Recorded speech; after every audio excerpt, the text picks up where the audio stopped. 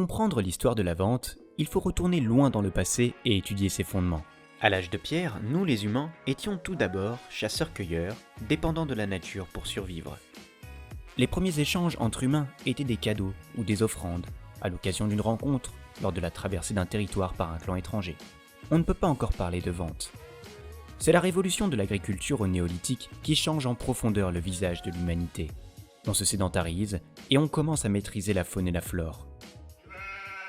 Lorsque l'on produit plus que nos besoins, il y a surplus. Quand il y a pénurie, il faut combler les manques. Les conditions de l'échange sont alors réunies. La pratique du troc émerge de ce déséquilibre. Dans les deux cas, il faut interagir à l'intérieur et à l'extérieur du clan. C'est ainsi que naît le premier métier de la vente, celui de colporteur. Dans le même temps, les premières villes apparaissent. C'est un lieu idéal qui permet à l'offre et à la demande de se rencontrer. Avec la spécialisation, c'est la division du travail. Certains deviennent agriculteurs, d'autres potiers, pêcheurs ou éleveurs.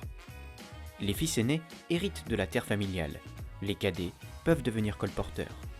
Ils partent échanger de ville en ville les biens qu'ils achètent pour les revendre ensuite. À l'époque, soit on fait du troc, soit on échange contre des biens de valeur comme les bijoux et les métaux précieux. Les sociétés humaines se développent et s'organisent. L'écriture apparaît en Mésopotamie pour faciliter la communication, mais aussi la comptabilité dans le cadre d'une gestion de stock.